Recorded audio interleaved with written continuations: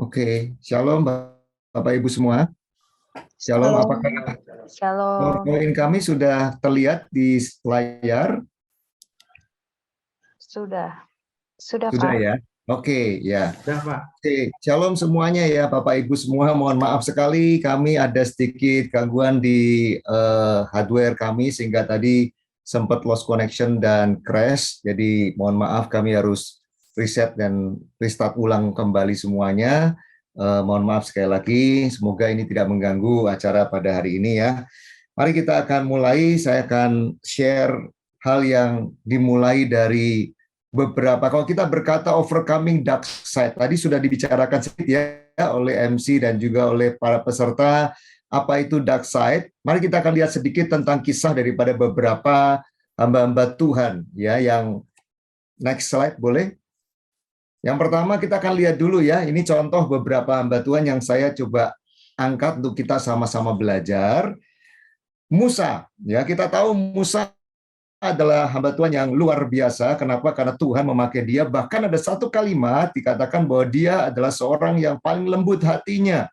Tetapi ternyata ada satu bagian dari kehidupan Musa yang kita cukup terkejut ya. Kenapa? Karena di bagian akhir kehidupannya dia tidak mencapai tanah Kanaan. Kenapa? Karena dia melakukan satu kesalahan yang pada waktu itu oleh kemarahan dia memukul batu yang seharusnya tidak diminta oleh Tuhan, dan itu merupakan bentuk satu ekspresi daripada diri Musa yang begitu marah sehingga dia pukul batu itu. Nah, ini adalah salah satu contoh orang yang luar biasa ternyata juga pernah mengalami satu pengalaman yang kita mungkin mempertanyakan kok bisa ya Musa begitu ya. Next, yang berikutnya.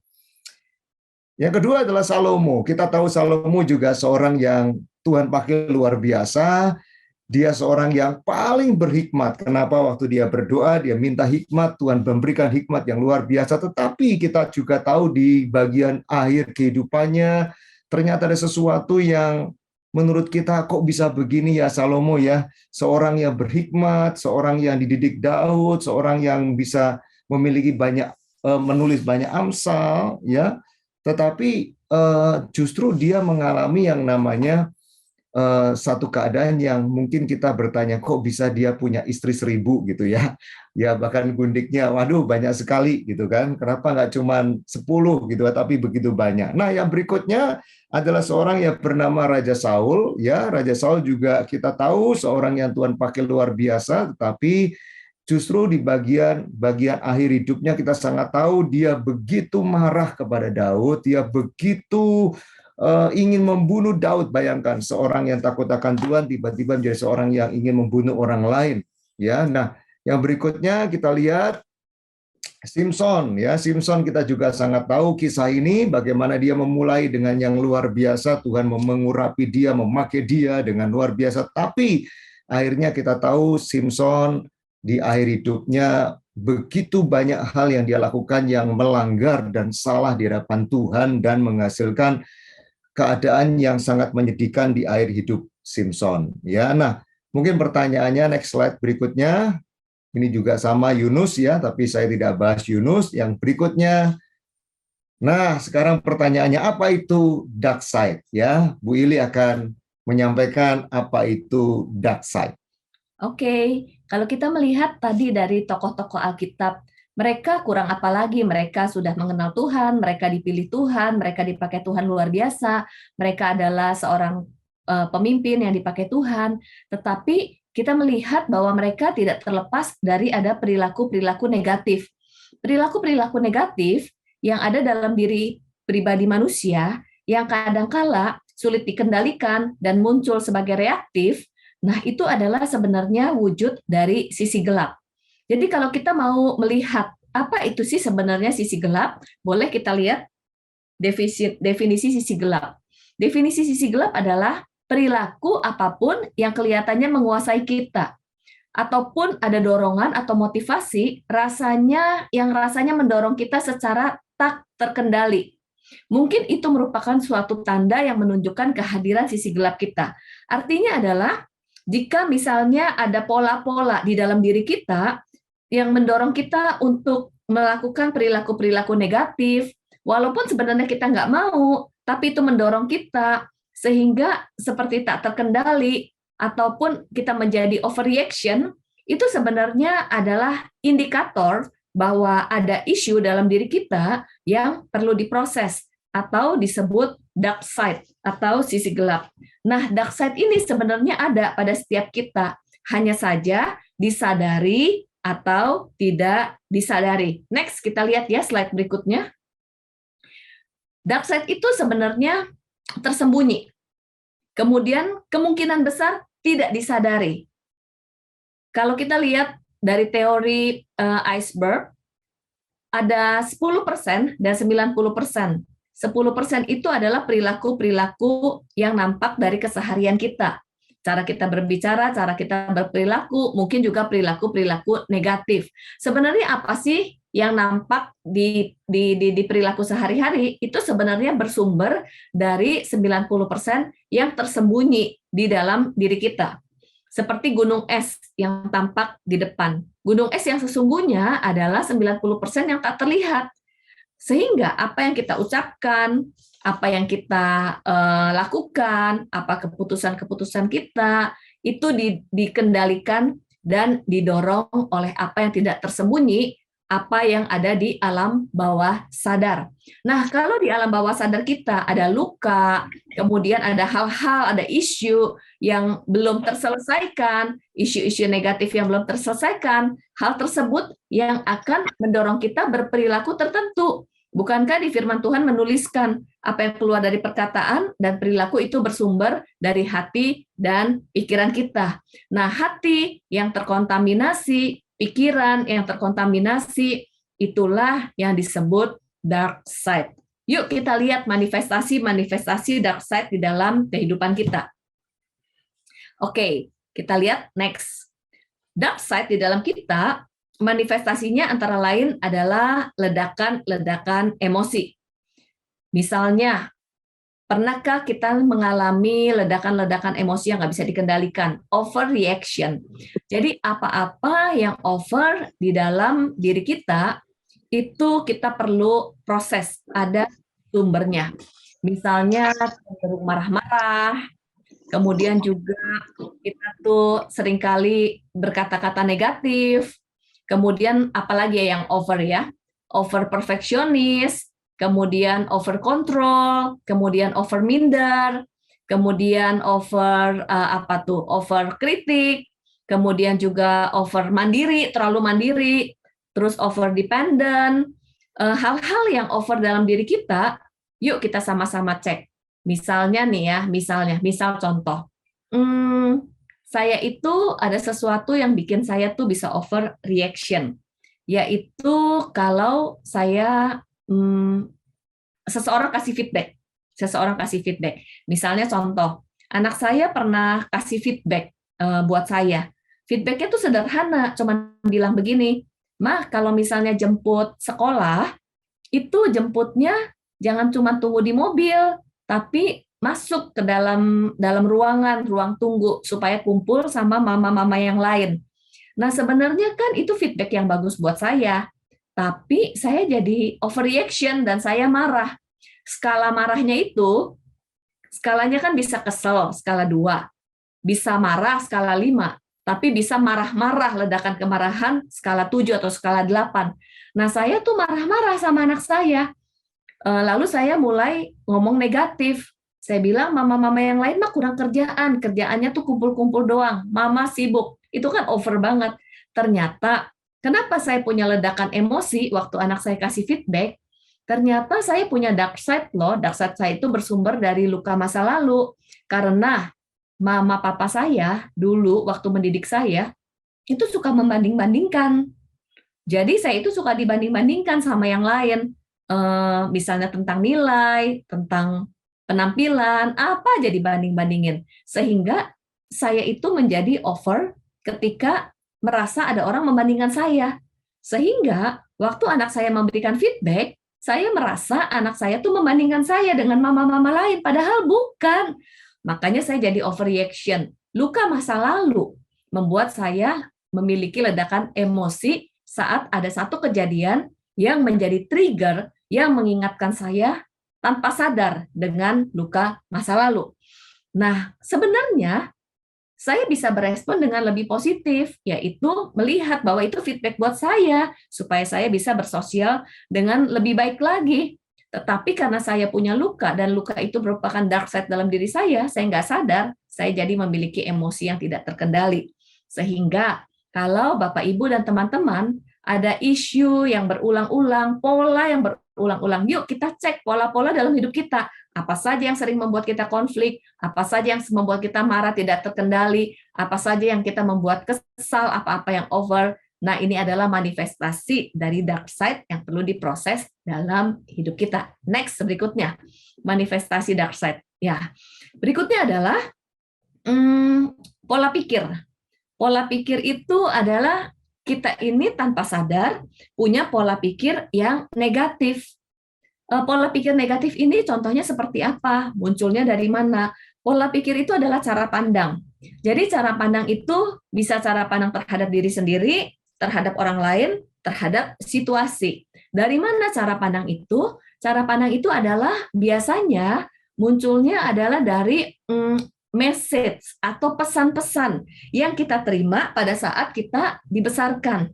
Misalnya message dari orang tua.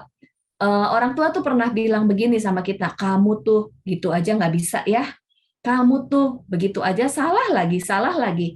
Ini kan message sederhana dari orang tua, tetapi tanpa sadar message itu tersimpan di alam bawah sadar kita, lalu message itu menjadi pesan buat kita memandang cara diri kita.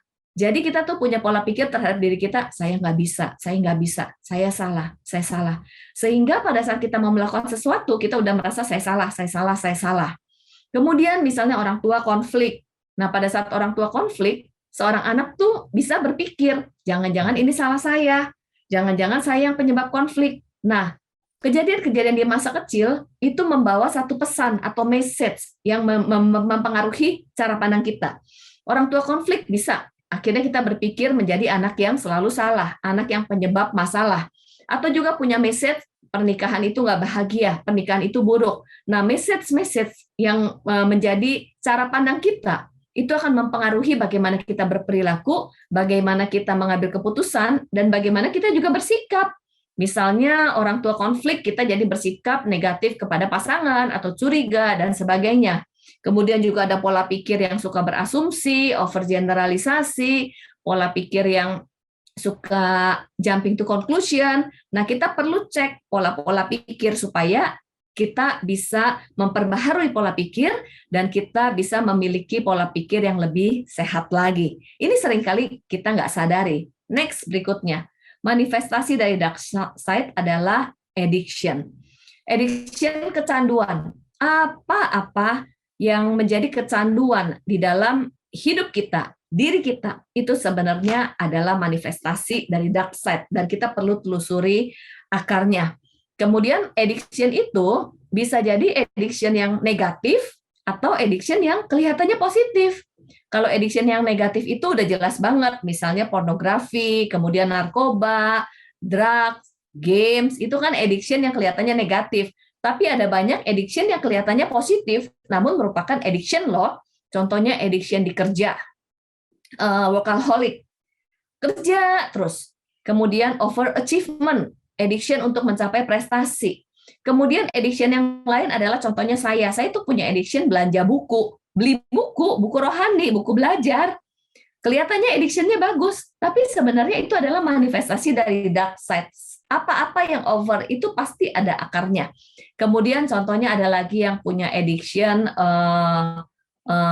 addiction makan gitu ya, overeating. Kemudian addiction shopping. Kemudian juga ada yang addiction yang kelihatannya positif tapi itu sebenarnya manifestasi dari dark side. Contohnya addiction di dalam pelayanan. Nah, kita perlu cek kita nih punya addiction apa. Kemudian yang keempat, manifestasi dari dark side adalah di dalam relasi. Dalam relasi, antara lain relasi dengan orang lain, ataupun relasi dengan diri sendiri loh. Relasi dengan orang lain seperti manipulasi, atau mensabotase diri sendiri. Relasi dengan orang lain manipulasi. Ada orang yang over control, eh, ada nggak nih di antara kita tuh yang suka mengontrol orang lain, kemudian memaksa orang lain, abuse orang lain, memanipulasi orang lain, terus suka mengkritik, kemudian juga melukai orang lain, memaki orang lain. Nah, itu adalah contoh manipulasi di dalam relasi. Kemudian memanfaatkan orang lain untuk kepentingan dirinya. Tapi ada juga manifestasi dark side itu adalah sabotase diri sendiri. Sabotase diri sendiri adalah kita tahu bahwa sebenarnya Tuhan itu menciptakan kita tuh baik dan sempurna. Dalam arti itu utuh lah gitu ya.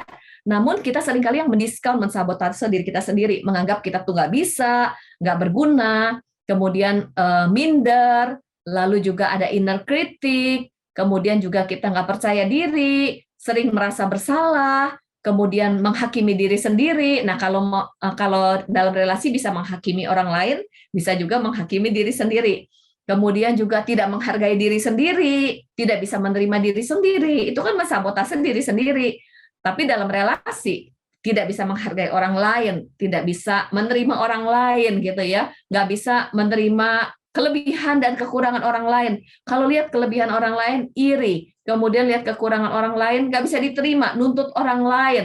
Kemudian merusak relasi dalam arti menjelek-jelekan orang lain, merendahkan orang lain.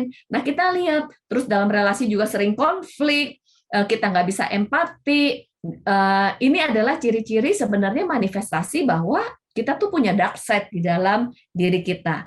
Oke, kita belajar ini sambil kita self check up ya. Next, boleh? Kalau tadi kita membahas manifestasi-manifestasi dari dark side. Sekarang kita mau belajar bagaimana cara untuk mengatasi dark side. Dark side itu adalah sisi gelap dan itu tersembunyi di dalam diri kita. Nah, sisi gelap itu ibaratnya tuh seperti pohon yang akarnya nggak sehat. Jadi pohon itu akan terlihat dari buahnya. Nah, manifestasi-manifestasi itu adalah seperti buah dari kehidupan kita. Kalau seandainya pohon buahnya negatif, berarti sebenarnya sumbernya itu dari akarnya. Akarnya adalah ada virus-virus atau bibit penyakit yang harus diobati, yang harus dikasih vitamin supaya buah yang dihasilkan bukan buah yang negatif, bukan buah yang pahit, bukan buah yang asam, tetapi dari kehidupan kita itu menghasilkan buah roh. Kemudian juga sisi gelap itu ibaratnya kita membangun kehidupan, membangun rumah, tapi dasarnya rapuh dan retak. Kalau ada badai datang dalam hidup kita, maka rumah itu akan goncang, hidup kita jadi tergoncang. Nah, sisi gelap itu perlu diproses. Banyak dari kita menyimpan sisi gelap. Banyak dari kita mengabaikan atau menolak atau tidak mengakui sisi gelap. Atau banyak di antara kita tuh menutupi sisi gelap dengan menampilkan yang baik-baik saja. Justru kalau dark side, sisi gelap kita, tidak diproses, kita tutupi, itu sebenarnya akan menjadi bahan bakar yang akan terus bermanifestasi dan terus menyala dan terungkap melalui aspek-aspek kehidupan kita. Nah, itu mempengaruhi karakter kita, relasi dengan keluarga, relasi dengan orang lain, pelayanan, pekerjaan, kepemimpinan, bahkan pengambilan keputusan. Oleh sebab itu, yang penting adalah kita perlu sadari bahwa kita semua punya sisi gelap. Kemudian kita semua tidak terlepas dari sisi gelap. Sisi gelap itu nggak bisa hilang, tetapi bisa dikelola dan ditaklukkan. Karena sisi gelap itu adalah sebuah kegelapan dari diri kita, maka sisi gelap itu kita tuh perlu menyinarkan terang ilahi pada sisi gelap kita. Terang ilahi itu akan memberikan hidup. Artinya apa? Kita perlu memahami tentang diri kita. Kita perlu hidup di dalam kebenaran firman Tuhan. Dan kebenaran firman Tuhan itu yang akan memerdekakan kita. Oke, kita lihat ya cara-cara menaklukkan sisi gelap. Oke. Ya, ini beberapa cara Bapak Ibu untuk menaklukkan atau mengelola sisi gelap dalam hidup kita. Yang pertama adalah the best way to heal a broken heart is to give God all the peace. Jadi kita mesti tahu bahwa ini adalah satu kebenaran bahwa kita nggak bisa untuk mengusahakan kesembuhan buat kita sendiri. Tapi kesembuhan itu datangnya daripada Tuhan sendiri, Yesus Kristus Allah kita. Kenapa? Karena Dia yang sudah menanggung seluruh apa yang gelap dalam diri kita 2000 tahun yang lalu di kayu salib. Dia sudah menanggungnya, dia mati untuk kita, dan dia bangkit buat kita. Tujuannya apa? Dia ingin memulihkan setiap kita pada waktu kita mempercayainya, waktu kita berkata Yesus adalah Tuhan buat juru selamat dalam hidup kita, disitulah maka Tuhan Allah yang akan menaruh dalam hidup kita anugerahnya, kasih karunia-Nya untuk menyembuhkan kita. Ada satu ayat yang berkata demikian, next slide. Yeremia pasal 30, ayat yang ke-17, sebab Aku akan mendatangkan kesembuhan bagimu. Aku akan mengobati luka-lukamu, demikianlah firman Tuhan. Bagi kita yang mengalami dalam sisi gelap, kita dalam kondisi tanda kutip sakit, kita butuh kesembuhan daripada Tuhan. Tuhan sendiri yang memberikan kesembuhan itu. Bagi kita yang berkata saya terluka, ada luka dalam diri kita. Kenapa? Karena kita memang rapuh secara manusia, ada sisi gelap dalam diri kita. Percayalah Bapak Ibu, Tuhan Yesus sudah mengenapkan seluruh anugerahnya dengan kematian yang di kayu salib buat kita semua, dan kebangkitannya untuk memberikan kesembuhan buat kita semua. Mari dari hati kita yang paling dalam, rendahkan diri kita, datang kepada Tuhan, Allah menyiapkan kesembuhan buat kita. Yang kedua, Bu Ile akan melanjutkan. Oke, yang kedua. Tadi yang pertama hanya Tuhan yang dapat memulihkan, kasih-Nya yang dapat memulihkan setiap kita. Yang kedua, kebenaran akan memerdekakan kita. Artinya kita perlu memahami diri kita, memahami journey dari hidup kita, memahami sumber-sumber dan dampak dari sisi gelap. Jadi kita perlu proses menggali, kemudian mengenali isu-isu dari sumbernya sisi gelap, kemudian memulihkan. Kenali dari mana sisi gelap itu berkembang. Discover ourselves. Next kita lihat. Ini penting, yaitu yang pertama adalah human needs. Human needs adalah kebutuhan diri kita. Setiap kita sebagai seorang manusia, kita ini punya kebutuhan. Ada kebutuhan fisik, ada kebutuhan emosional, ada juga kebutuhan aktualisasi diri. Idealnya di masa kecil kebutuhan ini terpenuhi. Dari mana? Dari relasi dengan orang tua, dari perkembangan kehidupan idealnya. Namun kan kita hidup di dunia yang tidak ideal. Jadi ada kebutuhan-kebutuhan yang defisit atau tidak terpenuhi. Contoh kebutuhan fisik ya, kebutuhan fisik. Contoh seorang anak, kan kebutuhan fisik antara lain adalah makan, minum, kemudian pakaian. Ada anak, dia tuh anak ketiga. Karena dia anak ketiga, bajunya itu dikasih baju yang bekas melulu. Baju bekas dari cici kokoknya. Dia anak ketiga, bajunya bekas terus. Dia ini sebagai seorang anak nggak pernah merasakan baju baru. Ini kan sesuatu yang dia tidak rasakan ya. Lalu ini menjadi obsesi. Jadi saya nggak pernah merasakan baju baru, dan dia tuh terluka. Dia dibeda-bedakan karena nggak bisa memakai baju baru. Apa loh dampaknya? Dampaknya dia itu menjadi obsesi. Saya nggak mau lagi pakai baju bekas. Saya nggak mau lagi pakai baju bekas. Ternyata waktu dia dewasa, dia itu jadi kecanduan barang-barang branded loh. Nah, ini contoh. Kemudian ada lagi kebutuhan emosional yang tidak terpenuhi. Kita perlu pahami apa-apa kebutuhan yang tidak terpenuhi di masa kecil itu menjadi satu hutang dan menjadi obsesi. Pada saat kita dewasa, kita terobsesi untuk mencari sesuatu untuk mengisi hutang masa kecil yang tidak terpenuhi itu. Misalnya waktu kecil kurang perhatian karena papa mamanya tuh sibuk. Jadi kan terabaikan, kurang diperhatikan. Maka kita menjadi seorang anak yang kurang perhatian. Kurang perhatian itu menjadi obsesi. Kita menjadi pribadi yang sampai dewasa mencari perhatian dalam bentuk apapun. Bisa mencari perhatian dari orang lain dengan penampilankah? Bisa mencari perhatian dengan pencapaian kita kah? Bisa mencari perhatian dengan berbuat baik kah, menjadi people pleaser lah. People pleaser itu sebagai dampak dari sisi gelap juga loh. Jadi kenapa seseorang itu bisa controlling atau people pleaser?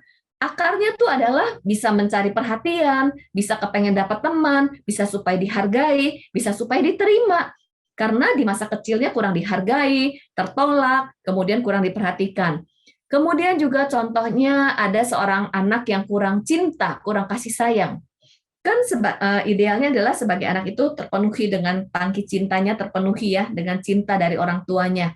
Namun karena defisit tersebut menjadi sebuah hutang yang menjadi obsesi, sehingga anak itu akan mencari cinta sampai dewasa dia haus akan kasih sayang. Manifestasinya remaja mudah jatuh cinta, mudah pacaran, manifestasinya sudah menikah pun masih bisa selingkuh, manifestasinya punya pasangan yang sudah mengasihi merasa kurang dikasihi, Lalu juga misalnya defisit dari orang tua. Ini benar-benar kisah nyata. Misalnya waktu kecil pulang sekolah suka terlambat dijemput oleh papanya misalnya. Lalu kan dia terluka ya karena papanya tuh jemputnya terlambat. Luka terhadap papanya yang karena terlambat jemput tanpa sadar terbawa sampai dewasa. Yang menjadi sumber konflik dengan suaminya adalah kalau suaminya terlambat jemput, tapi dia nggak sadar kenapa itu terjadi. Nah, sisi gelap itu seringkali nggak disadari, tapi itu bermanifestasi di dalam relasi. Oleh sebab itu, kita perlu pahami hal apa yang defisit di dalam diri kita. Ini juga yang menyebabkan kecanduan. Jadi, misalnya contohnya, saya suka dibanding-bandingkan. Nilai kamu kok nggak sebagus dia, nilai kamu kok nggak sebagus dia. Sehingga saya itu kurang mendapat afirmasi dari orang tua, dari hasil pencapaian akademik saya. Saya baru sadar itulah yang menyebabkan saya punya kecanduan beli buku loh. Kenapa saya beli buku? Karena saya tuh merasa saya tuh kurang pintar karena suka dibanding-bandingin. Jadi saya beli buku, takut bodoh, takut dianggap bodoh. Nah, kalau nggak sadar itu menjadi kecanduan, itu terus-menerus jadi kecanduan dalam diri saya dan sulit untuk diatasi. Oke, next berikutnya. Tadi kan human needs. Kemudian sumber sisi gelap akarnya adalah luka emosi dan trauma masa lalu. Setiap kita pasti punya luka emosi ataupun trauma. Nah, hanya saja intensitasnya, kejadiannya bisa berbeda-beda. Ada trauma ringan, ada trauma berat. Ada luka ringan, ada luka berat. Lalu, kalau kita mengalami luka, sumbernya dari mana? Dari relasi. Entah relasi dengan orang tua, pola asuh dengan orang tua, kemudian juga relasi dengan teman-teman di sekolah, bisa juga dengan lingkungan. Ada seseorang yang karena hidup di lingkungan ekonominya yang defisit, yang miskin, dia jadi terluka, dia jadi minder. Kemudian juga luka emosi bisa bersumber dari entah sakit-sakitan, atau entah dari bencana alam, atau dari kehilangan. Nah, kenapa luka emosi ini bisa menjadi sebuah sisi gelap? Karena begini, orang yang terluka itu pasti kan painful ya, sakit ya, nggak enak gitu kalau terluka. Kalau seseorang terluka tanpa disadari, dia tuh punya tekad besok-besok nggak boleh terluka lagi dan nggak mau terluka lagi. Misalnya waktu kecil sering dibully, terus dibully itu kan nggak enak, atau dihina atau diledek. Lalu seseorang yang terluka itu dalam dirinya punya tekad atau sumpah, tapi ini nggak sadar. Saya nggak boleh dilukai lagi, saya nggak boleh dilukai lagi, saya nggak boleh dibully lagi. Itu akan terbawa sampai dewasa. Dia akan membangun benteng perlindungan dalam dirinya supaya tidak terluka lagi, maka tanpa disadari, sebelum dilukai, dia akan melukai orang lain terlebih dulu. Sebelum dibully, dia akan membuli orang lain terlebih dulu. Mungkin dulu dimanfaatkan, jadi sebelum dimanfaatkan, dia akan memanfaatkan orang lain terlebih dulu. Contohnya Musa. Musa itu kenapa muncul sisi gelap? Dia jadi overreaction, pemarah. Kita ingat ya, waktu kecil dia sebagai seorang bayi, yang idealnya dirawat oleh mamanya, tapi dia dihanyutkan di sebuah sungai. Itu ada sisi insecure di dalam dirinya. Kemudian kalau kita lihat tadi Salomo itu pemimpin yang narsis, butuh pujian, butuh dihargai. Kalau kita lihat dari sumber masa lalunya, Salomo itu anak dari Batsheba. Saat kakaknya lahir meninggal, kemudian dia lahir di tengah lingkungan yang kurang ideal. Ada kakak-kakaknya, anak Daud dari istri Daud lainnya. Kemudian dia nggak dianggap di saat itu. Seseorang yang mungkin di masa kecilnya nggak dianggap, dia jadi terobsesi ingin diakui. Makanya Salomo, dia menjadi narsisistik, kemudian dia haus akan pengakuan, dan dia terlena akan pengakuan. Waktu dia jadi pemimpin, dia mengambil keputusan yang nggak tepat, menggunakan pajak dari rakyatnya, membangun bait Allah, dan sebagainya. Saul, dia insecure, karena di masa kecilnya orang tuanya overprotective, tidak mengizinkan dia untuk dia bisa berkreasi, mengambil keputusan. Nah, kemudian dia menjadi pribadi yang insecure. Pada saat dia menjadi raja, dia juga menjadi raja yang insecure, makanya dia takut tahtanya diambil oleh Daud. Kemudian kalau kita lihat lagi Simpson juga sebenarnya ada pengaruh dari orang tuanya. Karena Simpson dilahirkan, ditunjuk ya sebagai seorang nabi. Orang tuanya itu tidak mengizinkan Simpson untuk mengambil keputusan sendiri juga. Semua Simpson tuh harus nurut sama orang tuanya sehingga dia sulit berkata tidak kepada orang lain. Dia menjadi people pleaser. People pleaser itu orang yang nggak bisa say no.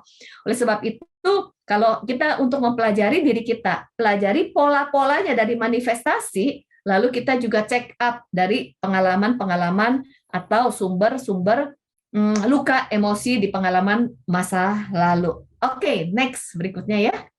Trauma bukan kesalahan kita, tetapi healing adalah tanggung jawab kita. Next. Yang ketiga, untuk kita bisa memproses dan pulih dari sisi gelap, kita itu perlu jujur, mengakui dengan jujur kepada Tuhan dan juga kepada diri sendiri bahwa ada bagian-bagian dari hidup kita yang terluka, ada bagian dari hidup kita yang perlu diproses. Semakin kita membohongi diri sendiri, semakin kita sulit pulih.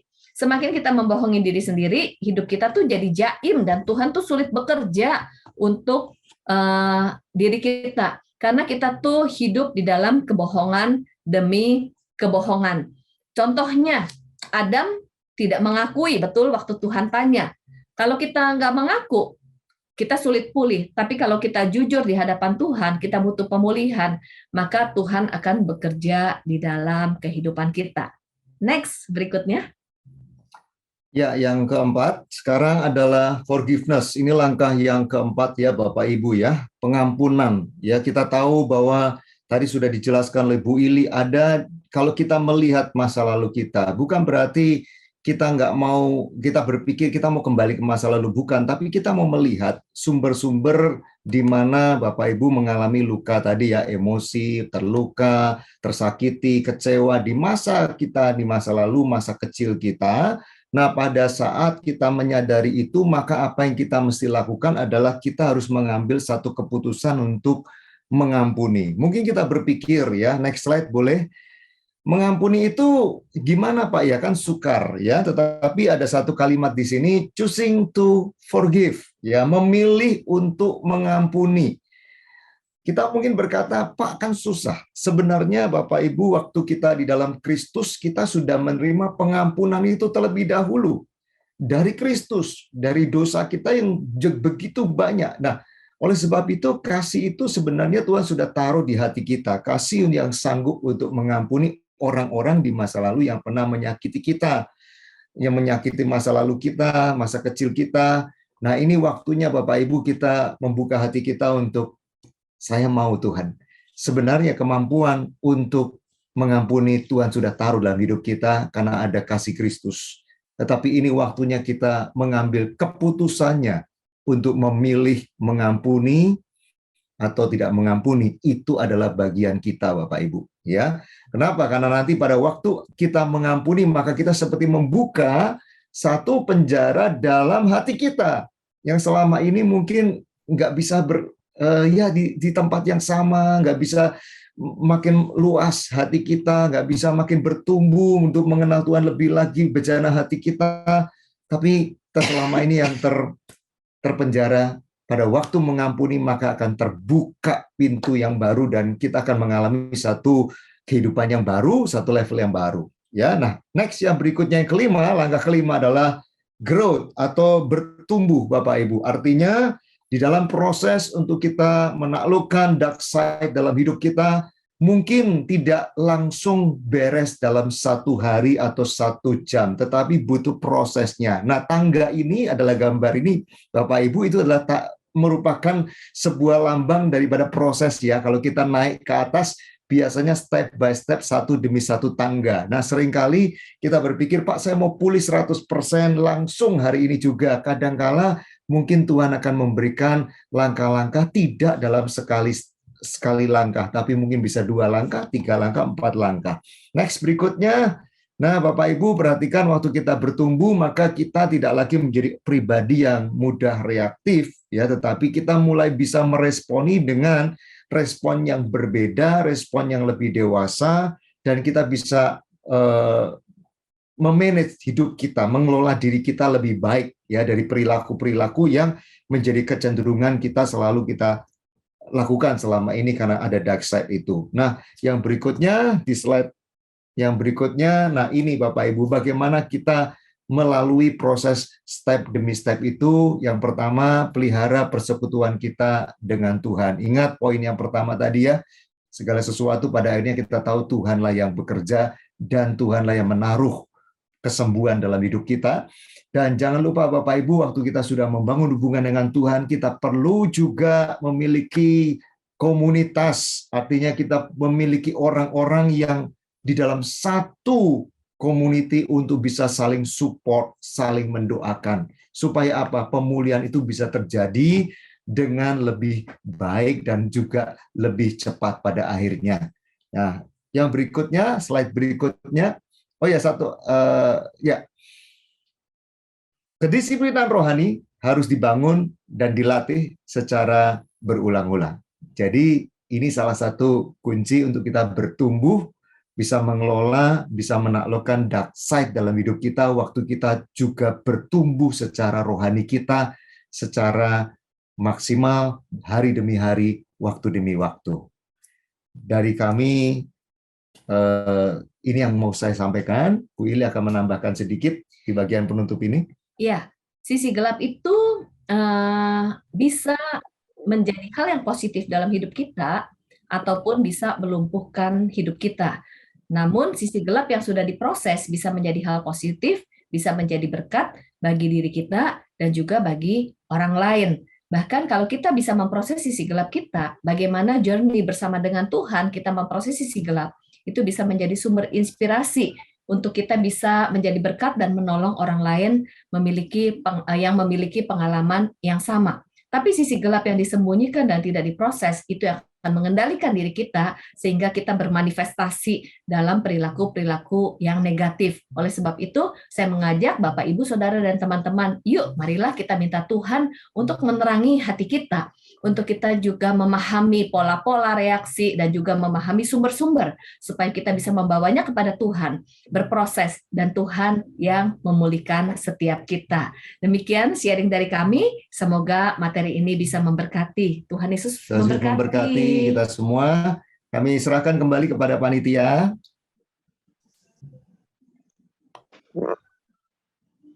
Oke, mungkin saat ini kita akan lanjut foto mungkin ya. Tapi sebelumnya mungkin kita sangat bersyukur banget nih ya buat apa yang boleh di-sharingkan, karena apa yang tadi udah disampaikan oleh Pastor Erwin dan Pastor Iliana itu memang real yang kita lihat kehidupan kita sehari-hari, apalagi dalam hubungan rumah tangga ya. Ya, jadi tadi selama sesi dibagikan saya dan suami ngobrol mengevaluasi. Saya dan Setnya kayaknya dalam hal relasi lebih ke sini gitu ya. Jadi sambil mengevaluasi kita langsung coba belajar discover gitu ya. Nah, ini penting banget nih. Karena sebenarnya seperti tadi disampaikan, kita perlu belajar terbuka ya. Jujur dengan diri kita, jangan denial dengan apa yang terjadi pada diri kita. Itu penting banget tuh. Salah satu langkah yang bisa membawa kita pada sebuah proses kesembuhan di dalam luka emosi kita. Thank you banget ya buat Pastor Erwin, Bu Ili. Ya, nanti kita akan ada sesi juga buat tanya jawab. Ya. Dan di situ kita berharap bisa menggali lebih banyak nih ya case-case yang ada di komunitas kita pada saat ini ya. Ya. Oke, mungkin kalau sebelum ini kita ada foto dulu kayaknya. Ya, kita sesi foto dulu sebelum ke tanya jawab. Saya serahkan kepada Coach Stanley, silakan. Iya, terima kasih Coach Andi dan Sioan. Wah, ini senang banget ya. Pesertanya ternyata nggak disangka banyak juga. Nah, sebelum kita masuk ke pertanyaan dan jawaban, kita foto bareng. Ada 8 slide nih. Siap-siap semua ya. Tolong open cam. Yang belum open cam, tolong open cam ya. Standby senyumnya agak lama ya. Nggak apa-apa. Ya, Oke. kita mulai aja dari slide 1. Bro Kadnil, tolong ya. Siap? 1, 2, 3. Sip. Slide berikutnya. Slide berikutnya. 1, 2, 3. Slide berikutnya. 1, 2, 3. Slide keempat. Silakan Bapak. Ya. Slide kelima.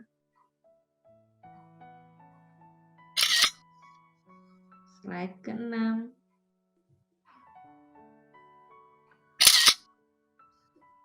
Slide ketujuh. Ya, slide terakhir. Iya, Oke. thank you semua. Thank you. Berikutnya sesi tanya jawab, silakan Ko Sandi dan Ciwan. Oke, ya ini waktunya di mana kita akan membuka ruang buat tanya jawab ya. Nah, pertanyaan-pertanyaan boleh dilakukan dengan cara langsung ya. Jadi nanti tinggal raise hand, ya. panitia akan mencari dan memberikan sebuah kesempatan untuk bisa langsung nanya kepada narasumber yang saat ini ada bersama dengan kita. Nah, atau kalau memang ternyata ada pertanyaan yang cukup private, bisa langsung private chat kepada panitia yang sudah ada namanya itu Q&A ya. Stanley Melinda. Ya. Jadi bisa langsung private ke Stanley Melinda, nanti Stanley Melinda akan share ke saya sama istri untuk bisa membacakannya. Ya. Oh, sudah ada tuh langsung ya. Sudah ada ya. Iya, tapi namanya ini Vivi iPhone. Kata Ibu Vivi bukan ya? Bukanlah. Ini nggak bisa open cam? Bisa dibantu di open cam untuk Vivi iPhone. Yang ini bisa dibantu di spotlight juga oleh panitia mungkin ya supaya bisa tahu penanyanya gimana. Ya. Silakan. Ini ada yang raise hand. Ibu Vivi iPhone atau ini kepencet kah? Ada yang lain? Coba ada lagi? Tidak ada. Belum ada ya? Oke. Ya, Ibu Vivi tunggu kalau misalnya. Atau misalnya mau langsung nanya suara saja nggak ada itunya boleh. Iya, ya, boleh. Kalau memang ada pertanyaan yang mau disampaikan ya. Ya. Silakan Bu Vivi. Oke, silakan dibuka mic-nya. Silakan langsung bertanya. Oke, kayaknya kepencet mungkin ya. Ya udah sambil menunggu ya. Nanti kalau Ibu Vivi lihat yang chatting ya. Ya, boleh. Ini ada beberapa pertanyaan chatting. Nah itu, boleh dibacakan? Bagaimana kita menolong orang yang playing victim? Wah. Oke, nah itu dari Mawar. Mawar. Ya, playing victim. Iya. Mungkin mau langsung dijawab satu-satu atau ada beberapa pertanyaan dulu? Gimana Bu Ili atau Pak Erwin? Nyamannya seperti apa? Oke. Satu persatu aja ya. Satu persatu aja boleh ya, supaya langsung ke pertanyaannya. Ya, pertanyaan pertama mungkin Bu Ili lebih akan menjawab. Silakan. Oke. Tentang playing victim. Kalau kita misalnya mau menolong orang lain, jadi kita perlu punya prinsip seperti ini. Ada hal-hal di luar kontrol kita, ada hal-hal di area kontrol kita. Kalau perubahan orang lain itu sebenarnya di luar kontrol kita. Jadi kalau kita berharap orang lain itu akan berubah, nanti kita akan capek. Kalau kita mau mengubah orang lain, kita akan capek. Itu yang pertama. Kemudian kalau kita mau menolong orang lain, kita perlu punya prinsip juga bahwa kita akan berusaha menolong, tapi nanti apakah orang itu akan berubah atau tidak, itu adalah keputusan orang tersebut. Nah, untuk playing victim, kita bisa menginfokan bahwa Kalau kita ngomong playing victim itu kan nanti dia merasa tertuduh ya. Kita menginfokan dia tuh, maksudnya kalau kita bilang kamu tuh jangan playing victim, memberi nasihat, itu orang itu akan tertuduh. Kita tuh bisa dengan cara tuh yang pertama sharing, mendengarkan dulu. Kalau misalnya dia punya masalah, dia punya kekecewaan, dia punya kemarahan dan lain sebagainya, kita dengerin dia dulu. Kan dia nanti akan cerita tuh tentang pergumulan pribadinya, tentang hal-hal negatif dalam dirinya. Ibaratnya orang itu perlu buang sampah emosinya dulu. Kan kalau kita mau memproses untuk pulih, kita perlu proses emosi kita lebih dulu. Baru kita itu bisa proses emosi, lalu proses berpikir, baru bisa move on lah gitu. Kalau kita mau langsung move on, itu sulit. Artinya kita tuh hanya memperbaiki perilaku tampak luarnya, tapi kita nggak memproses hatinya atau lukanya. Untuk menolong orang untuk memproses emosi, tanyakan apa yang sulit bagi kamu. Apa yang susah bagi kamu, pengalaman apa yang negatif bagi kamu, tanyakan, biarlah dia cerita. Lalu kita tanya bagaimana perasaan kamu, supaya dia menceritakan perasaan-perasaannya. Karena pada saat seseorang bercerita tentang pengalaman negatif dan perasaannya, kayaknya kita ini ya, terlempar ya. Enggak, Bu. Ada Lancar. Iya. Ini baru nge-freeze kayaknya ya. Oke, sambil menunggu ya Ibu Liliananya hadir kembali. Jadi tadi kesimpulannya adalah kayaknya lebih mendeteksi dulu ya, mendeteksi dulu apa sih yang menjadi trigger-triggernya. Betul. Termasuk juga kita belajar juga untuk memahami perasaannya. Ya, jadi ketika ada orang merasa jadi korban, ngerasa jadi target, istilahnya target apa ya? Kalau bully itu target bully orang. Nah itu mungkin juga yang kita perlu lakukan adalah belajar untuk nerima dulu tuh perasaannya. Kadangkala ketika mereka menceritakan masalah atau perasaannya, kita tuh terpancing dengan apa? Merasionalisasikan emosinya.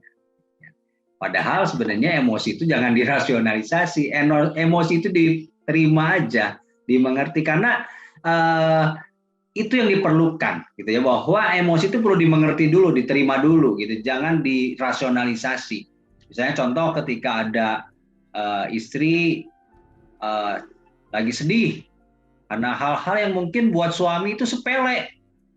Kadang-kadang kita suami suka terpancing, masa sih kayak gitu aja sedih. Wah, itu juga jadi masalah ya ketika kita berusaha merasionalisasikan emosi. Karena emosi itu nggak bisa dirasionalisasi, cukup diterima, dimengerti, baru kita berikan way out-nya. Ya, silakan Bu Ili dilanjut kembali. Ya, Ibu Ili silakan. Maaf, tadi terputus. Ya, tadi saya dengar Pak Sandi ya membahas emosi itu memang jangan dirasionalisasi, tapi diterima. Nah, itulah yang akan membuat emosi itu terproses. Lalu yang kedua adalah ini apa namanya, pikirannya. Bagaimana kamu di situasi seperti ini gitu. Kamu juga ke depannya ingin seperti apa? Kita tanyakan, daripada memberi nasihat, lebih baik kita tuh bertanya kepada dia. Kedepannya kamu ingin menjadi pribadi yang seperti apa? Karena kalau emosi sudah diproses, dia baru bisa berpikir jernih. Dan tentunya kan setiap orang ingin menjadi lebih baik ya. Kamu ingin menjadi seperti apa? Itu yang kedua. Yang ketiga, action plan-nya kita tanya, untuk kamu bisa move on, kira-kira hal-hal apa yang akan kamu lakukan? Nanti dia akan berpikir sendiri untuk dia tuh move on. Dibandingkan gini, kamu jangan playing victim, kamu harus move on. Nah, itu sulit. Jadi tadi itu adalah sebenarnya bentuk-bentuk seperti semi counseling untuk orang berproses, rekan kita berproses, lalu juga dia jadi terdorong, termotivasi, oh iya untuk move on apa yang saya bisa lakukan. Lalu kita juga bisa tanya lagi, kalau kamu move on, apa yang berbeda dengan situasi sekarang? Dia kan jadi mikir, punya bayangan, oh iya kalau saya move on saya berbeda. Kalau kamu tetap seperti ini, kira-kira masa depan kamu akan seperti apa? Dia kan juga akan jadi berpikir. Nah, semoga hal itu bisa memotivasi. Oke. Semoga menjawab ya. Ya, oke. Semoga ini bisa memberikan ini ya, pencerahan ya, supaya ketika kita menghadapi orang-orang yang sedang mengalami kasus ini, tidak sesimpel ngomong ini, jangan sedih dong, nggak, jangan sedih itu gimana gitu. Kadang-kadang kan tidak semudah itu gitu solusinya untuk bergerak, dipancing supaya mereka bisa melihat apa sih yang mau dicapai ke depan, apa yang perlu dilakukan ke depan. Oke, terima kasih buat penjelasan dan jawabannya. Ya, saya juga mau tambahkan sedikit yang tadi bilang jangan sedih, jangan takut. Justru kalau kita bilang ke orang lain jangan sedih, jangan takut, atau ke anak-anak kita, atau ke pasangan kita, ke orang lain, itu membuat orang itu menjadi memendam emosinya atau denial akan emosinya. Nah, waktu memendam dan denial itu tidak membawa dark side kita untuk dipulihkan, tapi itu justru semakin menyimpannya semakin dalam. Nah, itu denial itu nggak baik. Ya, betul. Jadi malah tidak diproses ya Bu Ili ya? Betul sekali, betul banget. Itu malah menyimpan. Ya. Oke, terima kasih. Itu aja tambahannya. Jujur. Ya, selanjutnya ada pertanyaan lagi? Ada banyak dari chat. Kalau yang langsung raise hand aja ya. Selama belum ada yang langsung, kita baca dulu yang dari chat. Nah, ini yang kedua, mungkin apakah dark side itu sama dengan shadow? Nah, di sini nggak ada lanjutannya ini. Ketika ditanya shadow maksudnya apa? Oke. Ya, jadi istilahnya itu adalah bisa bermacam-macam. Ada orang yang menyebutnya dark side, ada orang yang menyebutnya shadow, ada orang yang menyebutnya monster pribadi gitu ya. Kemudian ya ada orang yang menyebutnya apa ya istilahnya dark side, shadow, ya mungkin shadow ya, atau juga monster gitu, atau ada lagi di dalam firman Tuhan duri dalam daging gitu, ada juga yang menyebutnya seperti itu. Namun itu adalah sisi yang kita tidak sadari, kemudian yang bisa mengendalikan dari alam bawah sadar, mengendalikan kita, yang membuat kita tuh berperilaku negatif atau hal-hal negatif dalam hidup kita yang menjadi overreaction gitu sebenarnya. Oke, tapi istilahnya bisa macam-macam. Terima kasih semoga menjawab ya. Ya, berarti sama ya Bu Ili ya tentang istilah itu ya. Kemudian saya lanjut ya Bu, pertanyaan selanjutnya ini sebenarnya banyak kasus-kasus pribadi. Coba saya untuk tanyakan tentang kasus pertama ya Bu. Jadi ini ada kasusnya, kalau dulu waktu masih anak-anak pernah dilecehkan, apakah hal tersebut mempengaruhi pola asuh kita kepada anak-anak kita? Dan bagaimana cara agar luka itu tidak diteruskan ke anak-anak? Oke, iya. Kalau kita pernah dilecehkan, misalnya dilecehkannya contohnya misalnya dilecehkannya ada dua nih. Kita nih dibully, dikritik lah ya gitu ya, dikritik terus-menerus disalahkan. Yang kedua bisa juga dilecehkan misalnya secara seksual gitu ya. Bentuk dilecehnya kan bisa macam-macam. Nanti cara pola asuh kita terhadap anak-anak kita misalnya ada yang dilecehkan secara seksual. Nanti ke anak-anak jadi overprotective, itu sangat bisa banget. Overprotective, udah gitu menyampaikan message yang harus berjaga-jaga. Namun kan jadi harus berjaga-jaga, harus apa? Karena saking overprotective itu mempengaruhi anak yang overprotective tuh oleh orang tuanya terluka juga loh, atau orang tuanya terlalu menanamkan message berjaga-jaga sampai gimana banget, anak itu kan jadi punya kecemasan dan juga bisa jadi pemikiran negatif terhadap dunia ini negatif, jadi anak itu bisa mudah curiga juga dan jadi ikut cemas juga. Ini contohnya. Lalu kalau yang tadi yang mungkin dilecehkan dalam arti dibully, dikritik gitu ya, bisa jadi gini. Satu orang tua overprotective, satu orang tua melakukan hal yang sama. Aneh ya, padahal kita tuh bisa dibully, dikritik oleh orang tua, kita nggak suka. Tapi kalau kita nggak proses, kita mengulangi hal yang sama cara itu kepada anak-anak kita loh, karena itu kan terekam di alam bawah sadar. Iya, jadi penting banget untuk kita mengeksplorasi pola asuh orang tua, pengalaman masa lalu, dan boleh dikatakan mostly ada dampaknya kepada kita dan pola asuh kita. Nah, bagaimana cara mengatasinya? Yang tadi, aware dulu, sadari yang mana-mana pengalaman masa lalu yang berdampak kepada luka emosi. Kemudian apa dampaknya terhadap kita? Begitu kita aware dan sadar, itu kan seperti sebuah terang ya, yang memerdekakan kita. Setelah itu kita mengampuni orang-orang yang membuli atau melukai kita, itu wajib tuh mengampuni. Setelah itu mengubah kebiasaan, mengubah pola reaksi. Yang tadinya mungkin kalimat kita suka mengkritik, lalu kita melatih dengan ucapan-ucapan yang asertif. Hanya kebanyakan orang ingin mengubah perilaku, itu sulit. Kecuali kalau kita mengenali sumbernya, lalu kita memproses hati, kita memaafkan, itu kita menjadi seperti ada sebuah rem. Kita bisa mengendalikan pola reaksi itu. Itu artinya overcoming the dark side. Itu. Iya. Semoga menjawab ya. Iya, akarnya dulu ya Bu ya, yang diproses itu ya. Jadi nanti menghasilkan buah yang proses. Iya, betul. Betul, ditemukan dan diproses. Kalau enggak, itu sulit karena kita kan enggak berdamai dengan pengalaman itu. Kita mau mengendalikan yang mana, mengendalikan perilaku tuh yang 10% yang nampak luar, tapi yang 90% tidak diproses itu sulit. Makanya kita melakukan hal yang sama.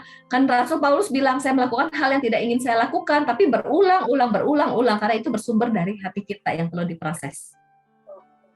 Berarti Bu Ili, apakah ditemukan dan diproses itu kan kita butuh orang lain ya sebenarnya ya, untuk membantu kita memproses itu? Atau bagaimana tuh? Ya, macam-macam. Bisa self-healing, bisa butuh orang lain. Kayak kita misalnya sakit, ada kalanya kita bisa minum Panadol sendiri, ada kalanya kita perlu ke dokter.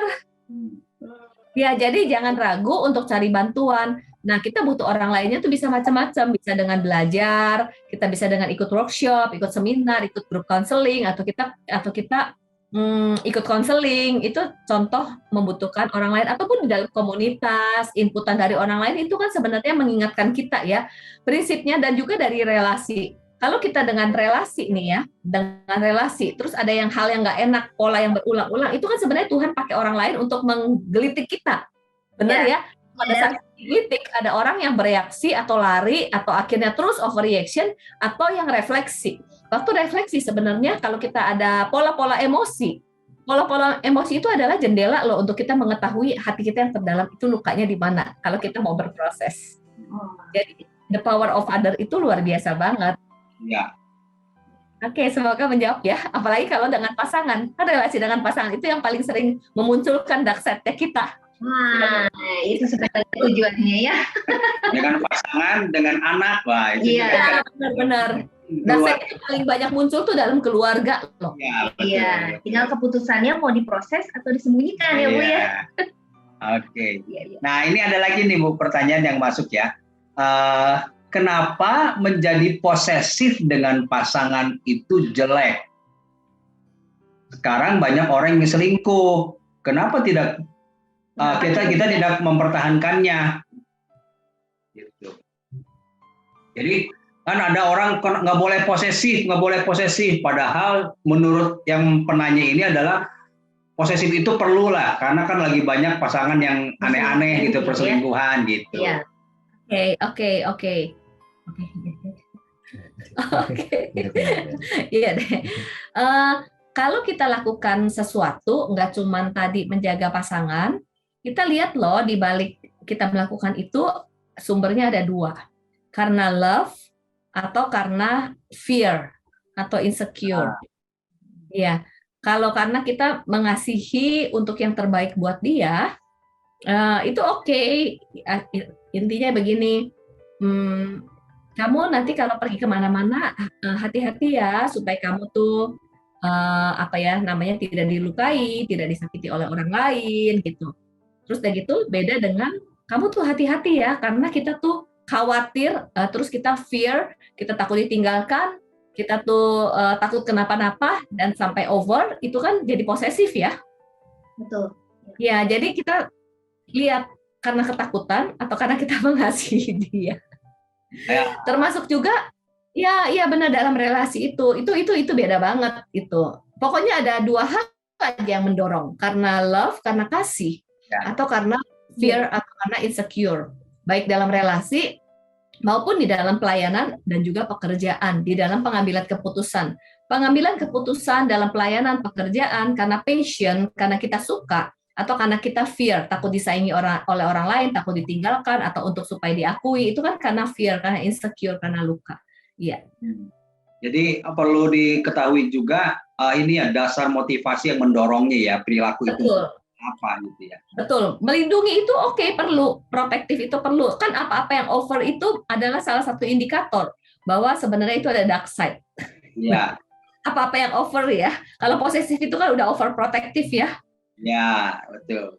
Ya, telusuri sumbernya. Bisa jadi trauma lah, papanya pernah selingkuh, mamanya pernah selingkuh, atau dia pernah disakiti. Nah itu kan didorong oleh trauma, didorong oleh luka sebagai benteng supaya saya nggak disakiti lagi dan nggak kehilangan lagi, maka jadi overprotective gitu, overprotective lah. Gitu. Iya. Oke, saya menjawab ya. Kamu boleh. Oke, ini ada yang sudah raise hand ya, Ibu Ayeng ya. Iya. Ibu Ayeng mau menyampaikan pertanyaan, silahkan Bu Ayeng. Silakan, Ya. Bu Ayeng.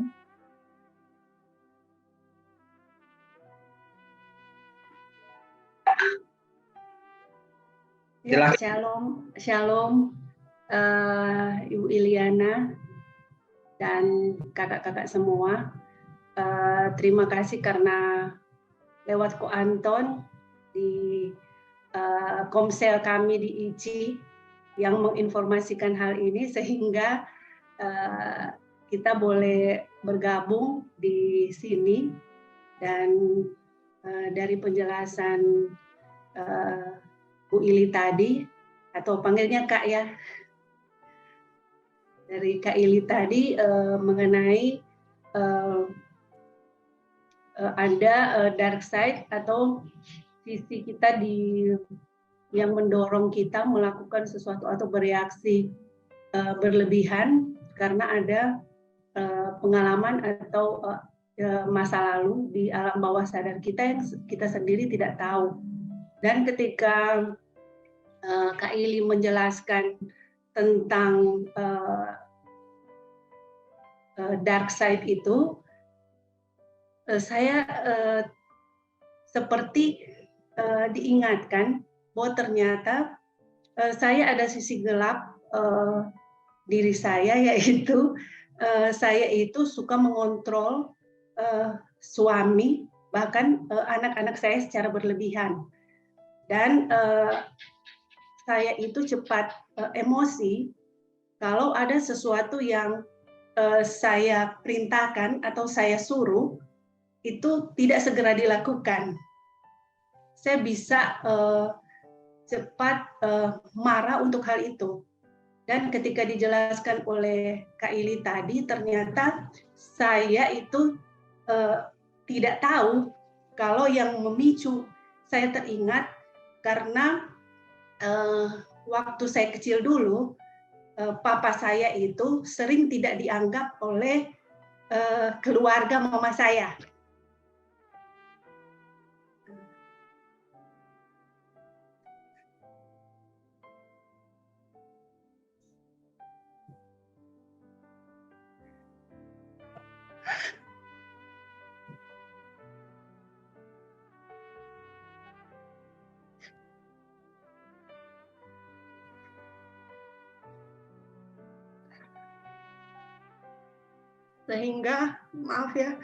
Sehingga itu yang mungkin memicu saya menjadi seperti itu, dan saya sering meledak kalau marah, dan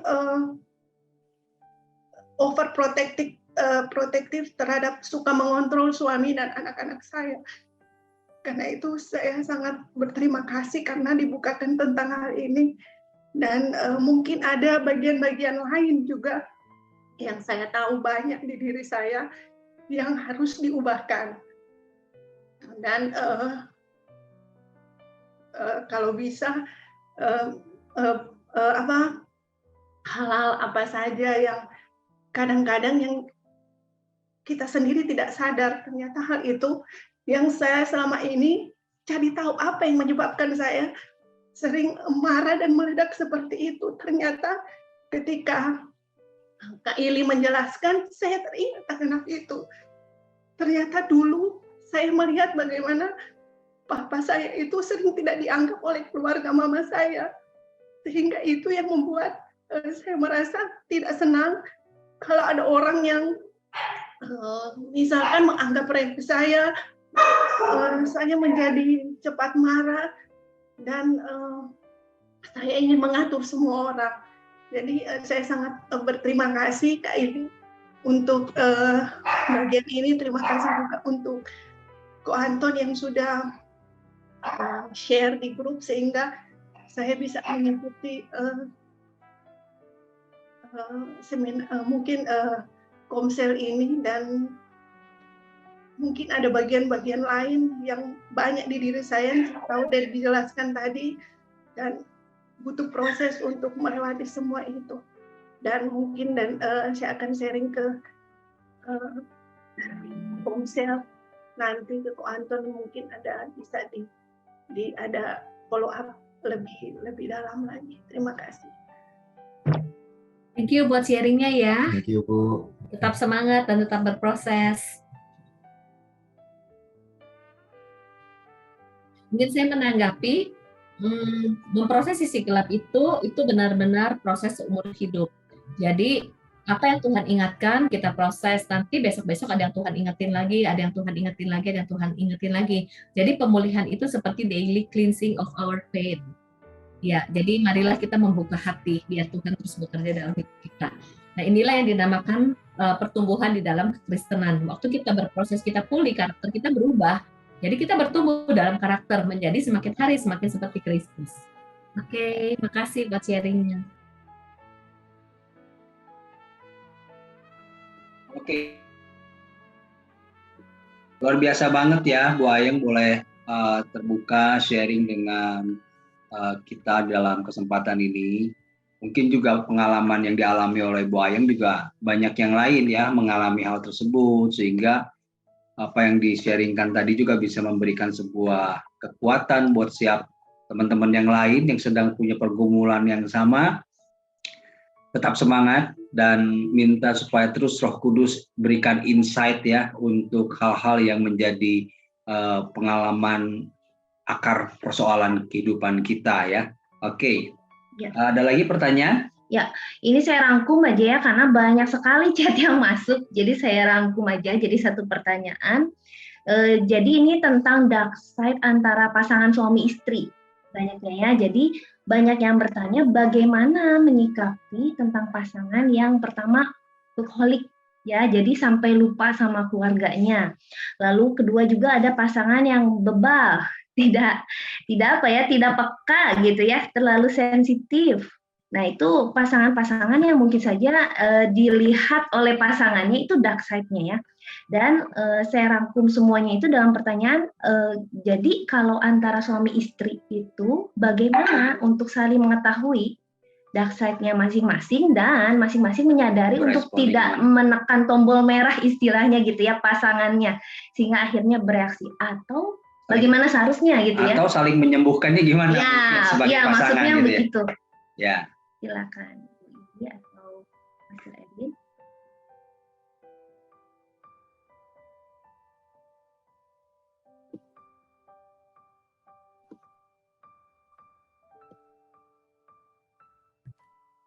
Ya, oke. Ini sesuatu yang memang ya puji Tuhan kalau yang bertanya, kita semua bertanya berarti kita sedang aware sesuatu. Ya, kenapa? Karena sebenarnya dari sesi ini yang pertama adalah tentu kita perlu aware, ya, kesadaran bahwa oh iya ya, jangan-jangan dalam diri saya ada dark side, ya, atau kesadaran dengan pasangan kita. Oh iya ya, saya perhatiin kok pasangan saya ada ininya nih kayaknya, yang suka meledaknya ini, yang suka keluarnya ini gitu ya. Jadi ya puji Tuhan ini satu langkah awal untuk memulai yang namanya awareness, satu kesadaran ya. Tetapi nggak cuman kesadaran, tapi ayo kita berlanjut kepada bagian yang berikutnya, yaitu kita mulai untuk mencari gitu ya. Seperti yang tadi kita sudah sampaikan step by step-nya gitu ya. Kalau memang itu disadari ada yang dark side yang kelihatan dari pasangannya, mungkin mulai dengan diskusi juga ada baiknya ya. Hari ini makanya kan berkumpul ya pasangan suami istri kan, supaya kita mendengar, saling mengkonfirmasi. Kenapa? Kadang-kala dark side itu lebih kelihatan orang lain melihatnya daripada kita sendiri. Namanya juga dark side kan, jadi kita sendiri juga dark gitu loh. Kita sendiri juga ya hitam, nggak kelihatan. Tapi orang lain, pasangan kita bisa bantu kita untuk bisa mengidentifikasi dark side itu sebenarnya. Karena pasangan kita ini adalah orang yang paling dekat dan bisa lihat kita setiap hari dan kelihatan aslinya kita seperti apa gitu ya. Mungkin juga anak-anak kita itu bisa membantu mengidentifikasi dark side dalam diri kita. Ya, intinya ada sesuatu yang sudah dimulai waktu kita mulai menyadari, ya kita mulai melihat dan mulai berdiskusi dan lanjutkan langkah-langkah selanjutnya nantinya ya. Bu Ili akan melanjutkan, menambahkan sedikit jawaban ini. Oke. Ya, kalau kita mau sampaikan sesuatu ke pasangan sebenarnya boleh. Hanya aja itu caranya ada yang provokatif, ada yang asertif. Kalau yang provokatif itu kan kita ngomongnya, kamu kok nggak pernah berubah, kamu begini, kamu A, B, dan C, kamu tuh selalu aja. Kalau asertif kita bisa bilang, saya ini cukup terganggu dengan sikap kamu yang A, B, dan C. Kan beda. Kalau provokatif, you statement, menyudutkan. Kalau asertif, I statement, kita bilang kita tuh terganggunya dengan hal apa, kita berharapnya apa gitu. Itu sampaikan nggak apa-apa dengan waktu yang tepat di situasi yang tepat. Lalu yang prinsip berikutnya adalah kita perlu paham bahwa mengubah orang lain itu sulit ya. Yang itu di luar kontrol kita. Kalau kita sudah sampaikan secara asertif, belum tentu kan bisa berubah juga. Yang terpenting sebenarnya bagaimana kita berubah lebih dulu, lalu kita menjadi pribadi yang berespon bukan reaktif. Dan berharap dengan kita berespon dengan lebih baik, situasi di rumah lebih baik, kemudian juga terjadi perubahan kepada orang-orang di dalam rumah kita. Mungkin itu ya bisa membantu ya. Ya. Semoga menjawab ya. Ya. Jadi kesimpulannya untuk pasangan tuh tadi ya. Belajar terus bersama-sama. Iya. Komitmen bertumbuh bersamanya itu juga harus ada. Kita kasih pandangan, kalau nggak mau bertumbuh ya jadi ribut. Betul. Udah komitmennya bertumbuh ya oke ya, kamu kasih tahu saya, jadi kita lebih menerima ya. No hard feeling pokoknya dikasih masukan. Karena motivasinya untuk bertumbuh, gitu ya. Ini tips bagus, semua pasangan hadir di sini semua juga punya dark side. Punya. Iya betul. Sekarang pertanyaan selanjutnya mungkin hubungan dengan anak ya. Jadi ini ada beberapa pertanyaan saya rangkum lagi. Bagaimana cara untuk kayak menggali dark side-nya anak kita nih, gitu. Jadi apakah mereka terluka karena orang tuanya, ada yang orang tuanya pemabuk, ada yang suka melihat pertengkaran orang tuanya. Apakah bisa orang tua yang menggalinya atau butuh psikolog atau bantuan tenaga ahli lainnya? Jadi ini dalam rangka menemukan dark side sisi anak. Bagaimana?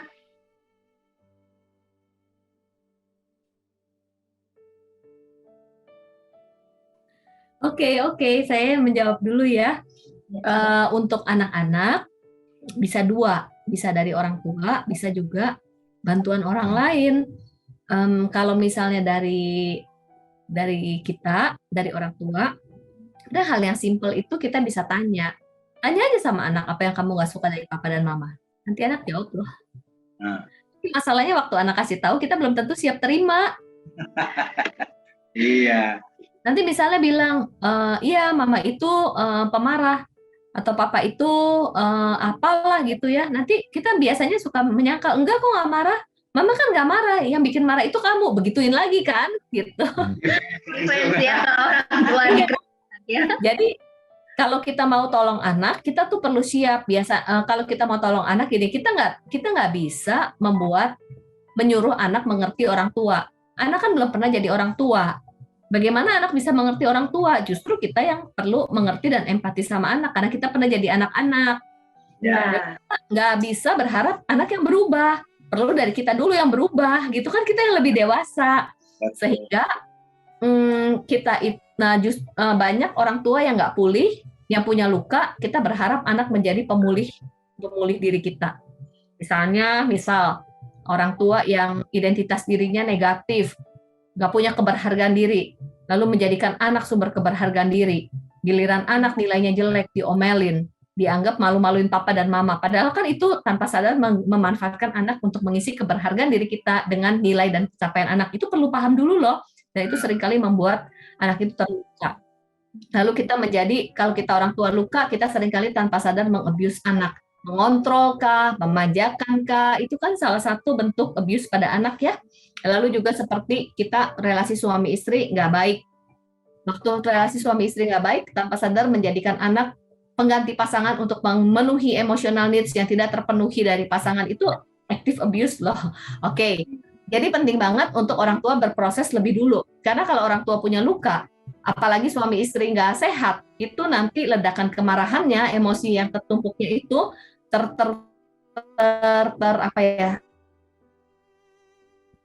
ke anak-anak. Jadi kalau pengen anak-anak pulih, kita dulu yang proses pulih. Dan juga relasi suami istri disehatkan. Karena sangat berdampak kepada relasi dengan anak-anak. Nah, kalau ini kita udah proses, baru kita bisa tolong anak-anak kita. Seperti pakai oksigen di pesawat, kita dulu baru kasih ke anak-anak. Karena untuk menolong anak, kita tanya aja, apa yang kamu gak suka, apa yang membuat kamu marah, membuat kamu sedih, dari papa dan mama. Nah, ternyata kalau anak bilang, kita perlu terima loh. Misal contoh ya, saya punya pengalaman, dan juga ada teman juga yang sharing, apa yang kamu gak suka dari mama misalnya? Iya, waktu dulu tuh mama tuh antar sekolah ditinggalin, dibiarinin sendiri.